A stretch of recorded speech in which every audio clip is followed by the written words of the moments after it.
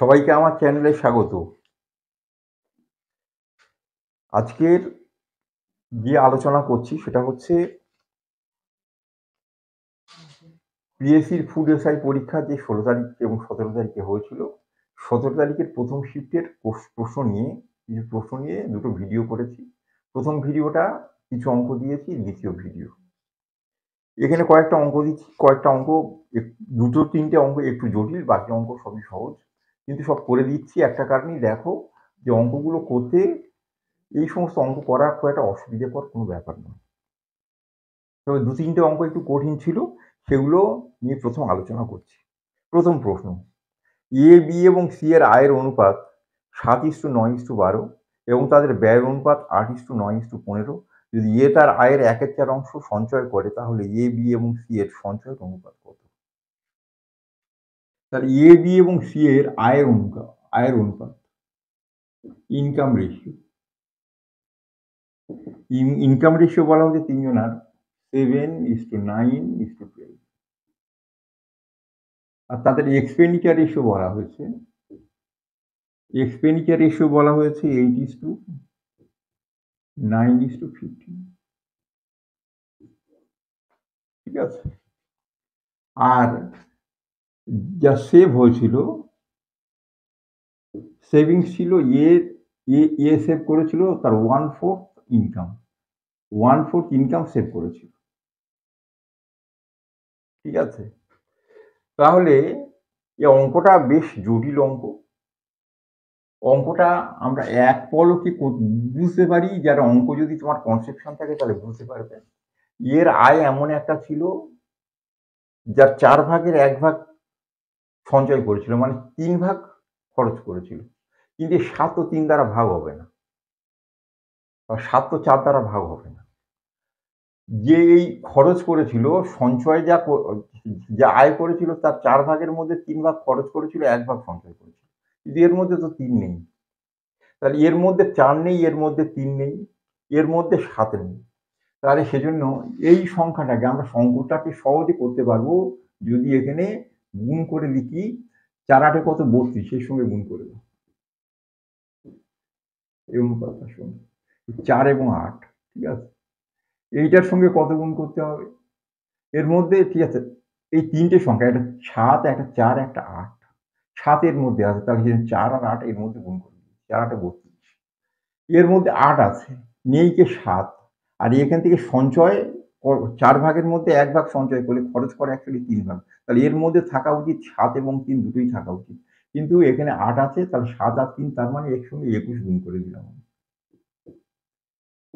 আবার বলছি, এই যেটা আয় থেকেই তো ব্যয় করবে। তাহলে 7 আয় করে 8 ব্যয় করা যাবে না, তো 7 এর মধ্যে 8 থাকা দরকার, সেজন্য এর মধ্যে একটা 8 গুণ করা দরকার।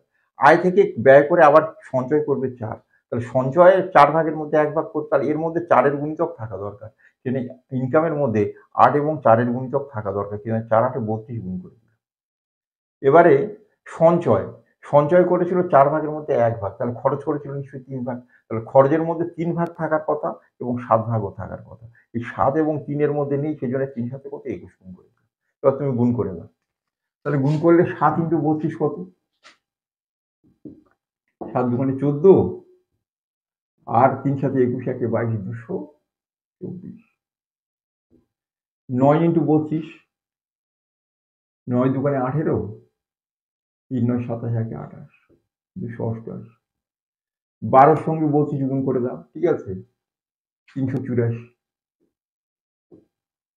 এবারে 21-এর সঙ্গে 8 গুণ করে দাও, 168। 21-এর সঙ্গে 9 গুণ করে দাও, 189। 15-এর সঙ্গে 21 গুণ করে দাও, 315।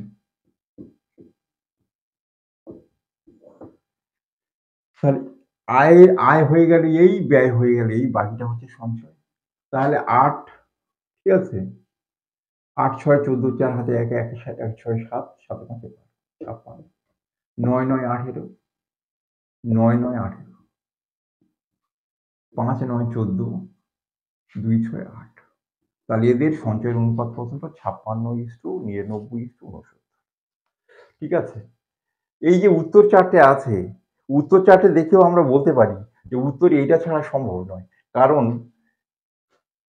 সঞ্চয়ের সঞ্চয় 56 হতে হবে, কারণ সঞ্চয়ের মধ্যে আয় এবং ব্যয়ের গুণিতক থাকতে হবে। সেজন্য এমন একটা সংখ্যা হতে হবে যেটা 7, 8 এবং 4 দ্বারা ভাগ হয়। তার সেজন্য এর সম্পূর্ণ ইনফরমেশনটা দেওয়া ছিল। সেজন্য এখান থেকে আমরা দেখে বলতে পারি যে সঞ্চয় এই 56টা ছাড়া অন্য কোনো সংখ্যা হওয়া সম্ভব নয়। এখানে যে 3টে সংখ্যা আছে। আর যদি আমরা করতে চাই এভাবে, না হলে XY ধরে করতে হবে, সেটা অনেক দীর্ঘ ব্যাপার।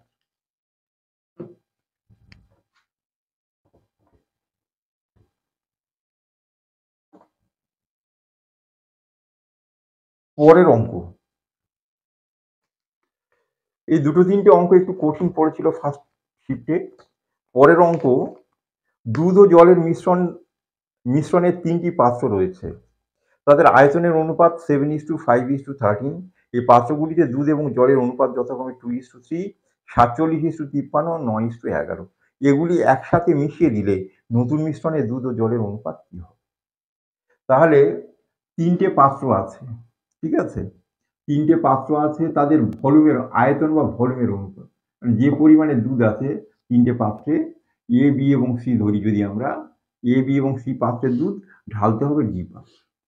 তা 3টে পাত্রে যে অনুপাতে দুধ আছে তার অনুপাত বলা হচ্ছে 7:5:10। মানে প্রথমটা 7 লিটার হলে দ্বিতীয়টা 5 লিটার হবে, তৃতীয়টা 13 লিটার হবে। এবারে এ পাত্রে দুধ এবং জলের অনুপাত, মিল্ক এবং ওয়াটারের অনুপাত, অঙ্কটা ভালো করে বুঝতে হবে। এ পাত্রে দুধ এবং জলের অনুপাত কত বলা হচ্ছে? 2:3। বি পাত্রে অনুপাত বলা হয়েছে 47:53। 47:53। সি পাত্রে অনুপাত কত বলা হয়েছে? 9:11। ঠিক আছে? তাহলে আমরা 47 আর 53 যোগফল কত? এটা আগে করে নিলাম 100। ঠিক আছে? 47 আর 53 যোগফল কত? 100। 100টাই কত? 5। 5টা যদি 100 হয় কত গুণ? 20 গুণ। 7টা 20 গুণ করলে কত হবে? 140।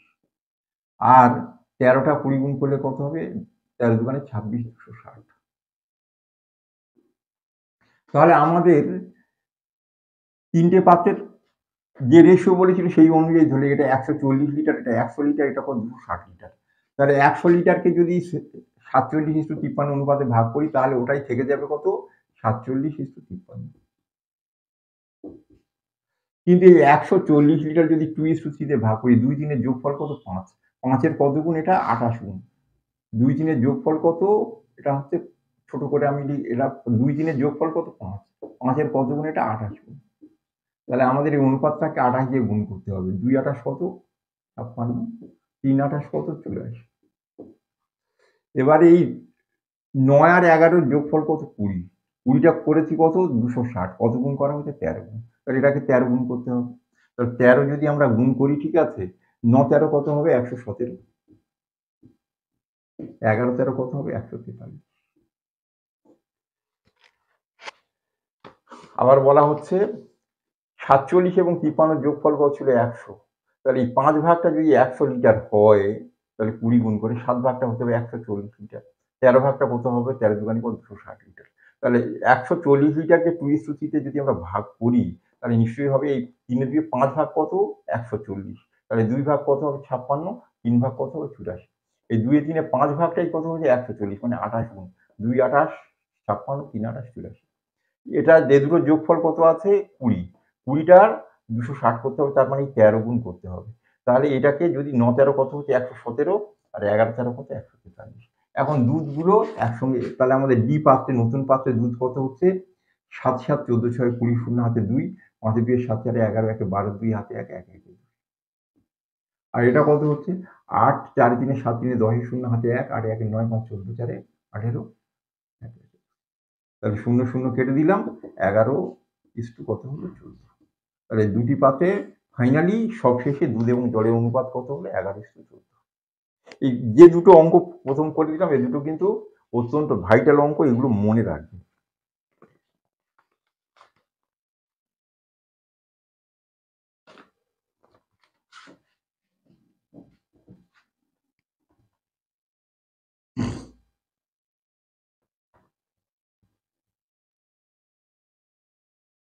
পরের অঙ্ক, একটি 130 মিটার দীর্ঘ ট্রেন প্রতি ঘন্টায় 45 কিলোমিটার বেগে 30 সেকেন্ডে একটি সেতুকে অতিক্রম করে। সেতুটির দৈর্ঘ্য কত? তাহলে একটা ট্রেনের গতি কত? 45 কিলোমিটার। 30 সেকেন্ডে কত যায়? 30 সেকেন্ড মানে তো হাফ মিনিট। ট্রেনের গতি কত বলছে? 45 কিলোমিটার। এমনি যদি বলি আমরা, তাহলে গতি হচ্ছে 45 কিলোমিটার, মানে ঘন্টায় যায় কত? 45,000 মিটার। তাহলে 1 ঘন্টা মানে 60 মিনিটে যায়। তাহলে 1 মিনিটে কত যাবে? 60 দ্বারা ভাগ করলে পাবো। 30 সেকেন্ডে কত যাবে? 30 সেকেন্ড মানে তো হাফ মিনিট। তাহলে এটাকে কাটাকাটি করলেই হয়ে যাবে নাকি? 0, 0 কেটে দিলাম। 6 দিয়ে এটা কাটলে 6 7 42, 750। 2 দিয়ে 750 কাটলে কত? 350। তাহলে এখান থেকে পেলাম ট্রেন এবং ব্রিজ। ট্রেন এবং ব্রিজ দুটো মিলে কত? 375 মিটার। তার মধ্যে ট্রেনটা লম্বা কত বলছে? 130 মিটার। বিয়োগ করে দাও, তাহলে ব্রিজটা কত পাবো? 275 মিটার। কিন্তু আমরা যেভাবে কাটাকাটি করি সেভাবে করলেও পাবো। ট্রেন প্লাস ব্রিজ কত? ট্রেন প্লাস ব্রিজ কত? ট্রেনের গতি কত ছিল? 45 কিলোমিটার। ঘন্টার গতিকে সেকেন্ডের গতি করতে গেলে কি করতে হবে? 5/800 দিয়ে গুণ করতে হবে। ক সেকেন্ডে পার হচ্ছিল? 30 সেকেন্ডে। কাটাকাটি করলেও ট্রেন প্লাস ব্রিজ পেয়ে যাবো, যেটা ওই 375। আবার বলছি ট্রেনের গতি কত? 45। ঘন্টার গতি, সেকেন্ডের গতি করতে গেলে 5/8 গুণ করতে হবে। 30 সেকেন্ডে কত যাবে? তার 30 গুণ করে দেবো। তাহলে এবার 6-এর নামটা পড়লে 3 6 18, 5 6 কত? 30। এখানে 3 ছিল, 3টা 45 কেটে দিলে কত? 15। 5 15 75, 5 75 কত? 375। তাহলে ট্রেন এবং ব্রিজ মিলে কত? 375। তার মধ্যে ট্রেন 130, তাহলে ব্রিজটা কত? 20,480 টাকার উপর 2 বছর 73 দিনের জন্য 6.1/4% হারে চক্রবৃদ্ধি সুদ কত? তাহলে এখানে প্রিন্সিপালটা বলা হয়েছে, আসল টাকা হচ্ছে 20,480 টাকা। সুদের হার, রেট অফ ইন্টারেস্ট হচ্ছে 6.1/4%। টাইমটা হচ্ছে 2 বছর 73 দিন। উত্তরে যা হচ্ছে কম্পাউন্ড ইন্টারেস্ট ক টাকা হবে, চক্রবৃদ্ধি সুদ ক টাকা হবে। প্রথমে যেটা মনে রাখতে হবে সেটা হচ্ছে 6.1/4%, মানে হচ্ছে 1/16 অংশ। 1/কত? 1/16 অংশ। সুদের হার হচ্ছে 1/16 অংশ, মানে 16 ভাগের 1 ভাগ করে সুদ হবে। আর এই 2 বছর 73 দিন যেটা আছে এটাকে ভাঙতে হবে। 2 বছর মানে 2 বছর, আর সঙ্গে 73 দিন যেটা আছে সেটা 73 দিন হচ্ছে 1/5 বছর। ঠিক আছে? তাহলে 1 বছরের যা সুদ হবে, 1/5 বছরের সুদ তার 5 ভাগের 1 ভাগ হবে। এটুকু আমরা নিশ্চয়ই বুঝতে পারছি। এখানে কোনো ফর্মুলা দিলে অনেক বেশি কষ্টকর হয়ে যাবে। সেই জন্য এখানে পরপর সুদ হিসেব করাটাই ভালো। তাহলে টাকাটা কত ছিল দেখো? 20,480 টাকা। সুদ হবে তার কত অংশ? 1/16 অংশ। তাহলে এটাকে যদি আমরা 16 দিয়ে ভাগ করি, 20, ঠিক আছে? 20,480, এটাকে যদি আমরা 16 দিয়ে ভাগ করি তাহলে পাচ্ছি 1280। তাহলে প্রথম বছরে যেটা সুদ হবে সেটা হচ্ছে 1280 টাকা। দ্বিতীয় বছরে আবার যখন সুদ হবে তখন এই 20,480 টাকার সুদ হবে 1280 টাকা। 1280 টাকা। এবার 1280 টাকার আবার সুদ হবে দ্বিতীয় বছর। তাহলে 1280 টাকাকে 16 দিয়ে ভাগ করতে হবে। তাহলে 8 16 128, তার মানে 80 টাকা সুদ হবে। তাহলে এটা দ্বিতীয় বছরের সুদ গেল। তৃতীয় বছরের সুদ যা হয় তার 5 ভাগের 1 ভাগ সুদ হবে। তাহলে তৃতীয় বছরে যেটা থার্ড ইয়ারে 1/5 ইয়ারের সুদ হবে। তাহলে এই টাকার সুদ বছরে কত হয়? 1280 টাকা। ওটাকে 5 দিয়ে ভাগ করতে হবে। তাহলে 5 দিয়ে ভাগ করলে কত পাচ্ছি? 256 টাকা। এটা এই টাকার সুদ পেলাম। এবার এই টাকার সুদ বছরে কত হচ্ছিল? 80 টাকা। তাহলে 80 কে আবার 5 দিয়ে ভাগ করলে কত পাচ্ছি? 16 টাকা। এবার এই টাকার সুদ, এই টাকার যা সুদ হবে এই টাকার সেই একই সুদ হবে। তাহলে 80 টাকা হওয়ার জায়গায় 5 দ্বারা ভাগ করলে ক টাকা হবে? 16 টাকা। আর 80 টাকার যদি 1 এর 16 করি কত? 5 টাকা, মানে বছরে 5 টাকা সুদ হয়। 1 এর 5 বছরে কত সুদ হবে? আরো 1 টাকা। তাহলে মোট এই কম্পাউন্ড ইন্টারেস্ট আমাদের হলো। আবার অঙ্কটা বলছি। টাকা রেখেছি 20,480 টাকা। সুদের হার 6.1/4%, মানে 1/16 অংশ সুদ হবে। তাহলে 20,480 টাকাকে যদি 16 দ্বারা ভাগ করি তার মানে বছরের সুদ হচ্ছে 1280 টাকা। তার মানে 6.114% করলে বছরে সুদ হচ্ছে কত? 1280 টাকা। তাহলে টাকা রেখেছিলাম 20,480 টাকা, প্রথম বছরে সুদ হলো 1280 টাকা। তাহলে আসল টাকা জমা আছে, সুদও জমা আছে। পরের বছর যখন ব্যাংক সুদ দেবে তখন আসল টাকার সুদ দেবে কত? এই 1280 টাকা সুদ দেবে।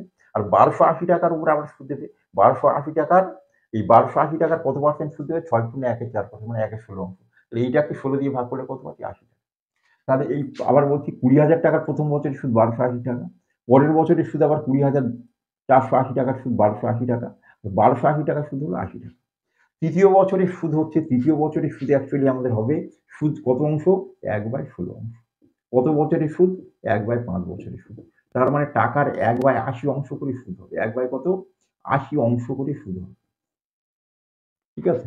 এইটাকে যদি আমরা সরাসরি 80 দ্বারা ভাগ করি তাহলে এটা পাবো। এইটাকে 80 দ্বারা ভাগ করলে এটা পাবো। এইটাকে 80 দ্বারা ভাগ করলে এইটা পাবো। 80 কে 80 দ্বারা ভাগ করলে এটা পাবো। তাহলে আমাদের এই ২ বছর ৭৩ দিনের সুদ এগুলো যোগ করলে আমরা পাচ্ছি নাকি? ঠিক আছে? এটা ২৫৬ স্যার। তো ৩১৮ একে ১৯, হাতে ১, ৩ ৮ ২৪, একে ২৫, ৫ এ ৩০, ২ এ ৩২, ২ হাতে ৩, ৩ দিয়ে ৫, ২ 7, ২ 9, ১ একে ২। তাহলে মোট সুদ হলো ২৯২৯ টাকা। এগুলোকে স্টেপ ওয়াইজ করতে হবে, কিন্তু ফর্মুলাতে করলে আরো অনেক বেশি জটিল হবে।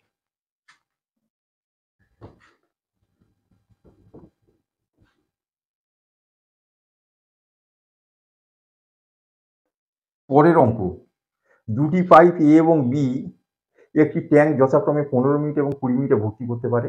উভয় পাইপ একসঙ্গে খোলা হলো, কিন্তু 4 মিনিট পরে এ পাইপ বন্ধ করা হয়। ট্যাঙ্কটি ভর্তি হতে কত সময় লাগবে? তাহলে অঙ্কে বলে দিয়েছে এ নল দিয়ে জল পূর্ণ করতে সময় লাগে 15 মিনিট, বি নল দিয়ে জল পূর্ণ করতে সময় লাগে 20 মিনিট। এ নল 4 মিনিট খুলে রাখা হয়েছিল, অঙ্কে যেটা বলা হয়েছে সেটা আমরা যদি একটু জিস্ট করে বুঝি। এ নল, এ এবং বি নল একসঙ্গে খুলে রাখা হলো, 4 মিনিট পরে এ নল বন্ধ করা হলো, এবার বি নল দিয়ে বাকি জল পূর্ণ করা হলো। জল পূর্ণ করতে মোট কত সময় লাগে? তাহলে আমরা বি নলটা যতক্ষণ খোলা ছিল ততক্ষণ সময় লাগবে আমাদের জল পূর্ণ হতে। তাহলে এ নল খোলা ছিল কতক্ষণ? 4 মিনিট। তো 4 মিনিটে কত জল ভরবে? 4/15 অংশ। 4 কত? 15 অংশ। তাহলে বাকি বি নল ভরবে কত? 15। ঠিক আছে, পুরোটা জল ভরে কত মিনিটে? 20 মিনিটে। ভরবে কত? 11/15 অংশ। তাহলে কত মিনিট লাগবে? তাহলে আমরা এটা কাটলে কত পাচ্ছি? 4। এটা কাটলে কত পাচ্ছি? 3। তাহলে 44/3। 44/3 মিনিট লাগবে, মানে 3 14 42, আর 2/3 মিনিট মানে হচ্ছে 40 সেকেন্ড। টোটাল বি নলটা খোলা ছিল কতক্ষণ? 14 মিনিট 40 সেকেন্ড, অর্থাৎ চৌবাচ্চাটা পূর্ণ হয়েছিল 14 মিনিট 40 সেকেন্ড। আবার বলছি এ নলটা দিয়ে জল পূর্ণ করতে কত সময় লাগে? 15 মিনিট। 4 মিনিট খোলা ছিল, তাহলে 4/15, মানে 15 ভাগের মধ্যে 4 ভাগ জলটা কে ভরেছে? এ ভরেছে। তাহলে 15 ভাগের মধ্যে 4 ভাগ জল যদি এ ভরে তাহলে বি ভরবে 15 ভাগের মধ্যে কত? 11 ভাগ। পুরো ভরে 20 মিনিটে 11/15 ভরতে কত সময় লাগবে? 44/3 মিনিট। তার মানে 14 পূর্ণ 2/3 মিনিট, তার মানে 14 মিনিট 40 সেকেন্ড সময় লাগবে। অর্থাৎ চৌবাচ্চাটা জল পূর্ণ হতে কত সময় লাগলো? 14 মিনিট 40 সেকেন্ড। আর যারা লসাগু করে করবে তাদের পক্ষে আরো সুবিধা হবে, তারা তাড়াতাড়ি আরো অঙ্কটা করতে পারবে। যদি আমরা এই দুটো লসাগু করে নিতাম, আমরা 15 আর 20 লসাগু কত? 60। 15 কত গুণ 60? 4। আর 20 কত গুণ 60? 3। তাহলে ক লিটারের ট্যাঙ্ক? 60 লিটারের ট্যাঙ্ক। বি কতটা ভরেছে আমরা দেখবো, আর এ কতটা ভরেছে। তাহলে ক লিটারের ট্যাঙ্ক? 60 লিটারের ট্যাঙ্ক লিখে দিলাম। এ মিনিটে ভরে কত? 4 লিটার। 4 মিনিট ভরেছিল, মানে 4 4 কত? 16 লিটার। তাহলে বি কে ভরতে হবে কত? ঠিক আছে, 60 লিটারের মধ্যে এ ভরে দিয়েছে কত? 4 4 16 লিটার। তাহলে বি কে ভরতে হবে কত? 44 লিটার। বি ভরে কত করে? 3 লিটার করে ভরে। তাহলে 44 লিটার ভরবে, 3 লিটার করে ভরলে কত সময় লাগবে? 14/2/3 মিনিট। 14/2/3 মিনিট মানে হচ্ছে 14 মিনিট আর 40 সেকেন্ড। আবার অঙ্কটা আরেকবার বলছি। এ নল দিয়ে মিনিটে জল পূর্ণ করতে করে কত? 4 লিটার। এ নল খোলা ছিল কত? 4 মিনিট। তাহলে এ নল দিয়ে ভরেছে 16 লিটার। তাহলে জল ভরতে হবে 60 লিটার, তার মধ্যে এ ভরে দিয়েছে 16 লিটার। তাহলে বি ভরবে কত? 44 লিটার। তাহলে বি ভরে কত? 3 লিটার করে। 44 লিটার ভরতে কত সময় লাগবে? 14/2/3 মিনিট। তাহলে বি যতক্ষণ খোলা ছিল ততক্ষণই চৌবাচ্চাটা আমার ভরেছে। তাহলে উত্তর হলো 14/2/3 মিনিট, মানে 14 মিনিট 40 সেকেন্ড। পরের অঙ্ক, এম সংখ্যার গড় হলো n⁴, এন সংখ্যার গড় হলো m⁴। তাহলে m প্লাস n সংখ্যার গড় কত?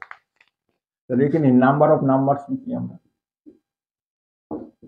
আর এখানে অ্যাভারেজ, আর এখানে টোটাল লিখো। তাহলে অঙ্কটা একদম জলের মতো বুঝতে পারবে। অঙ্কে বলা হচ্ছে এম সংখ্যক সংখ্যার গড় n⁴, আর n সংখ্যক সংখ্যার গড় হচ্ছে m⁴। তাহলে m+n সংখ্যার গড়টা কত এখানে বলতে হবে, এটা হলো প্রশ্ন। তাহলে m সংখ্যার গড় যদি হয় n⁴, তাহলে এদের টোটাল কত হবে, দুটোর গুণফল করলে কত কত পাচ্ছি, m × n⁴। n সংখ্যার গড় যদি হয় n⁴, তাহলে এটা গুণ করলে পাচ্ছি m⁴ × n। তাহলে এই দুটোর যোগফল টোটাল সংখ্যা কত, m+n, আর তাদের টোটাল, ঠিক আছে, টোটালটা কত, তাহলে এই দুটো যোগ করতে হবে। তাহলে m × n⁴ প্লাস হচ্ছে m⁴ আর n। তাহলে এখানে কি কমন যাচ্ছে, mn কমন যাচ্ছে, পড়ে থাকছে কি m³ প্লাস n³, m, ঠিক আছে। তাহলে এটাকে করলে আমরা কি পাচ্ছি, তাহলে আমাদের এই অ্যাভারেজটা কত হবে, তাহলে এইটাকে এটা দিয়ে ভাগ করতে হবে। তাহলে এইটা মানে হচ্ছে আমাদের কি, তাহলে mn লেখা হলো, m³ প্লাস n³ এর ফর্মুলা হচ্ছে m+n into m² minus mn plus হচ্ছে m²। a³ প্লাস b³ এর ফর্মুলা লিখে দিলাম। তাহলে আমাদের m+n সংখ্যার টোটাল কত, এত, তাহলে অ্যাভারেজ কত হবে, তাহলে এইটাকে আমাদের টোটালকে এই নাম্বার দিয়ে ভাগ করতে হবে। তাহলে আমাদের আজকের ভ্যালুটা আমরা যখন চাইবো নাকি, আজকের ভ্যালুটা কি হবে, তাহলে এইটাকে ভাগ করতে হবে এইটা দিয়ে। তাহলে এই m+n টা কেটে যাবে, কেটে গিয়ে উত্তর আমাদের দাঁড়াবে mn ইন্টু হচ্ছে m² minus mn plus m²। এই হচ্ছে আমাদের দাঁড়াবে। আবার বলছি অঙ্কটা একবার, m সংখ্যার গড় হচ্ছে n⁴, তাহলে এদের টোটাল কত হবে, গুণ করলে এটা পাবো। n সংখ্যার গড় হচ্ছে m⁴, তাহলে এদের টোটাল কত এটা, তাহলে m+n এই সংখ্যার টোটাল কত, এই দুটো আমরা যোগ করলে পাচ্ছি। এখান থেকে mn কমন নিয়েছি, পড়েছিল m³ প্লাস n³, তাহলে m³ প্লাস n³ এর ফর্মুলা হচ্ছে m+n into m² minus mn plus, এটা হচ্ছে টোটাল, এটা হচ্ছে সংখ্যা। এত সংখ্যার গড় এত, তাহলে এদের টোটাল, ঠিক আছে, এত সংখ্যার টোটালটা হচ্ছে এত, তাহলে গড় কত, তাহলে এইটাকে এটা দিয়ে ভাগ করতে হবে। তাহলে ভাগ করলে এইটার সঙ্গে এটা কেটে গিয়ে তাহলে এই অংশটা শুধু উত্তর হবে, থাকবে উত্তরে থাকবে কি mn থাকবে, তাহলে mn আছে, আর এই অংশটা থাকবে।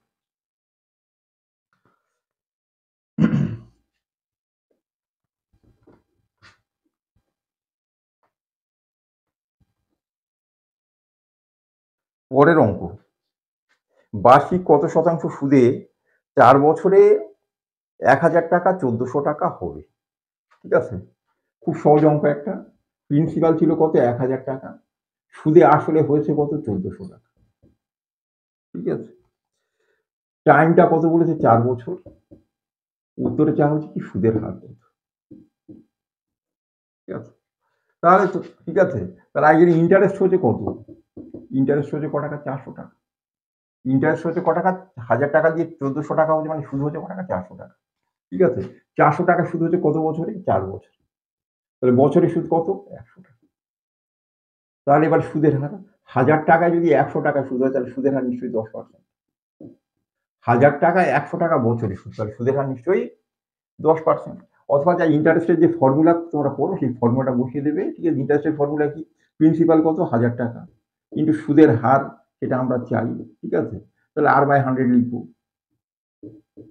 কিন্তু টাইম কত, 4 বছর, এইটা সমান ক টাকা সুদ, 400 টাকা। তাহলে এখান থেকে আমরা হিসেব করলে r এর ভ্যালু পেয়ে যাবো।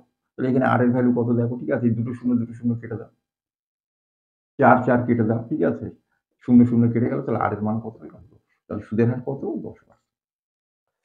পরের অঙ্ক,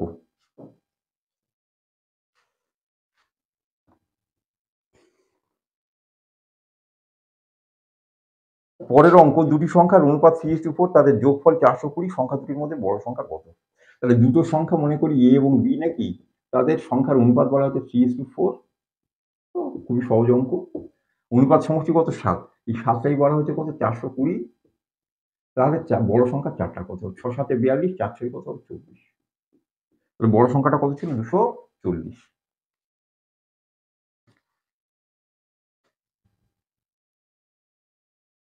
পরের অঙ্ক, একটি জিনিসের ক্রয় মূল্য বিক্রয় মূল্যের অনুপাত হচ্ছে 20:21, তাহলে শতকরা লাভের হার কত? তাহলে ক্রয় মূল্য নাকি কেনা দাম এবং বিক্রি দাম, এর অনুপাত কত বলা হয়েছে? 20:21। তার মানে 20 টাকায় কিনে 21 টাকায় বিক্রি করবে। তাহলে লাভ হবে ক টাকা? নিশ্চয়ই 1 টাকা। লাভ হবে ক টাকা? 1 টাকা। ক টাকার উপরে? 20 টাকা। 20 টাকার উপরে 1 টাকা মানে কত পার্সেন্ট? 5%। পরের অঙ্ক, দুটি সংখ্যার অনুপাত 3:5, যদি প্রতিটি সংখ্যাকে 10 বৃদ্ধি করা হয় তাহলে অনুপাত হবে 5:7।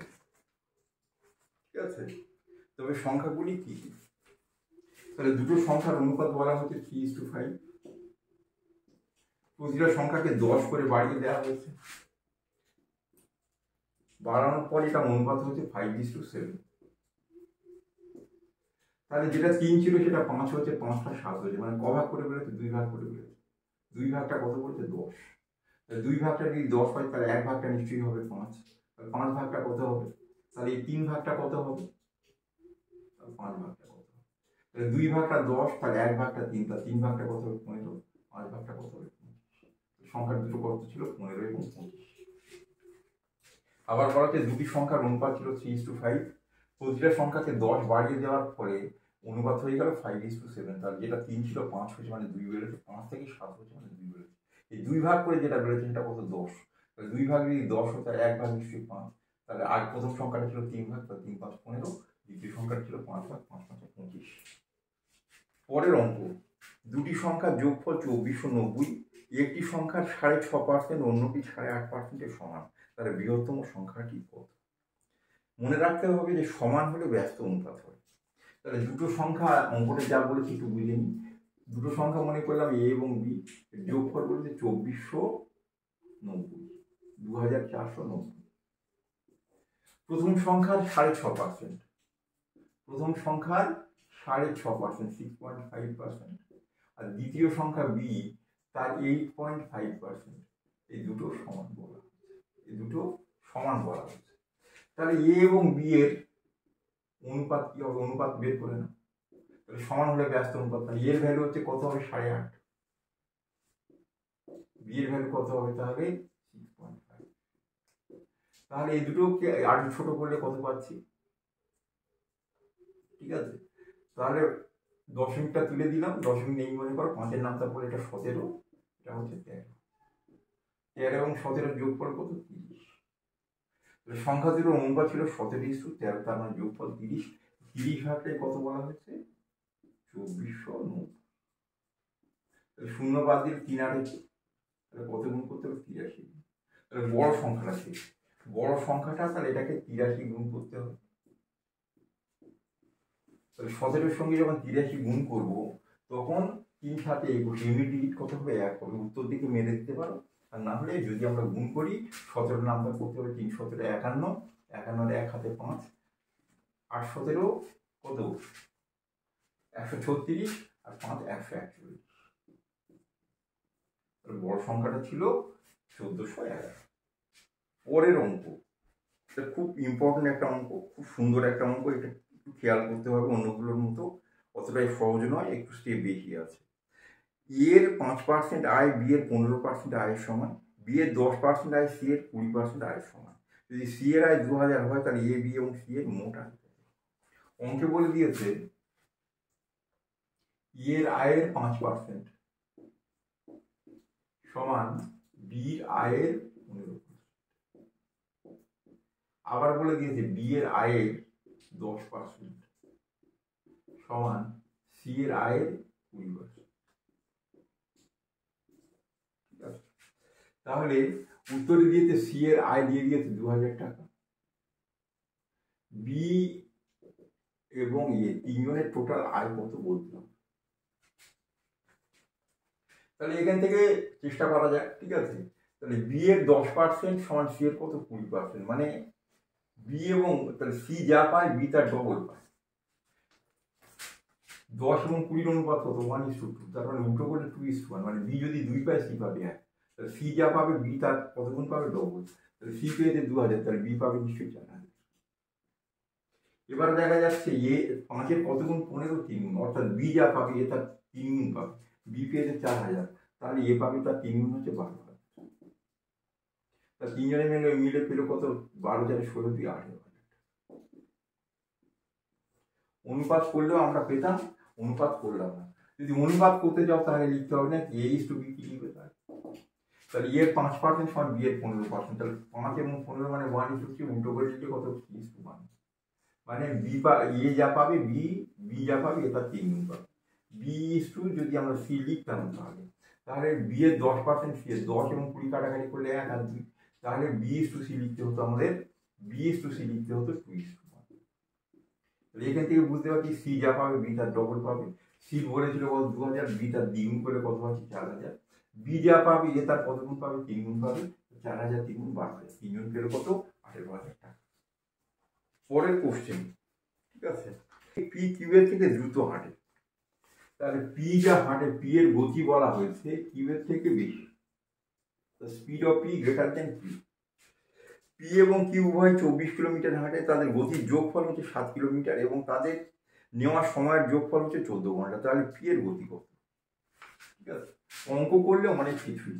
তাহলে তারা টোটাল ডিস্টেন্স যায়, পিও যায় 24 কিলোমিটার, কিউও যায় 24 কিলোমিটার। যেতে আসতে তাদের টাইম লাগে, দুজনের টাইমের যোগফল হচ্ছে, পি এবং কিউ এর টাইমের যোগফল হচ্ছে 14 ঘন্টা। আর পি এবং কিউ এর গতির সমষ্টি কত বলেছে?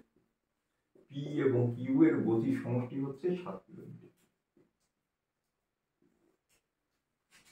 ঠিক আছে, তাহলে আমরা একটু অঙ্কটাকে বসিয়ে নিচ্ছি। অঙ্ক তো হয়ে গেছে, অঙ্ক না করলেই হয়ে যাবে না। ঠিক আছে, তাহলে টাইমের ফর্মুলা কি? টাইমের ফর্মুলা হচ্ছে আমরা সবাই জানি, ঠিক আছে, distance by speed. Distance by speed. তাহলে ধরো পি তাহলে 24 কিলোমিটার যাবে কোনো এক গতিতে, ঠিক আছে, কিউও 24 কিলোমিটার যাবে কোনো এক গতিতে। যেতে মোট সময় লাগবে কত? 14 ঘন্টা। তাহলে পি এর গতি এবং কিউ এর গতি লিখতে হবে। তাহলে পি এর এবং কিউ এর গতি সমষ্টি কত? 7 কিলোমিটার। তাহলে দুজনের গতি যদি সমান হতো তাহলে 3.5 হতো, কিন্তু পি এর গতি বেশি। তাহলে এই 7টাকে দুভাগে ভাগ করতে হবে। তাহলে আমরা, ঠিক আছে, 7টাকে দুটো ভাগে ভাগ করবো, কিন্তু পি কে বেশি দিতে হবে। তাহলে 7 মানে 4 3 7 হতে পারে, 5 2 7 হতে পারে, 6 1 7ও হতে পারে। কিন্তু আমাদের এই 24কে ভাগ করতে পারবে, 5 তো 24কে ভাগ করতে পারবে না, তাহলে এটা সম্ভব না নিশ্চয়ই। তাহলে এই 4 আর 3 হবে। তাহলে পি 4 আর কিউ কত? 3। বসালেই তো উত্তর হয়ে যাচ্ছে। 24কে 4 দ্বারা ভাগ করলে কত? 6, আর 24কে 3 দ্বারা ভাগ করলে কত? 8। 6 8 এর যোগফল কত? 14। তাহলে পি এর গতি কত ছিল? নিশ্চয়ই 4 কিলোমিটার। পরের কোশ্চেন, 300 টাকার 11% হারে 5 বছরের সুদ কত? খুবই সহজ প্রশ্ন, ঠিক আছে। তাহলে ইন্টারেস্টের ফর্মুলা বসিয়ে দেবে, উত্তর হয়ে যাবে। তাহলে 300 টাকা সুদের হার ক পার্সেন্ট? 11%। 11% সুদের হারে ক বছরের সুদ? 5 বছরের সুদ।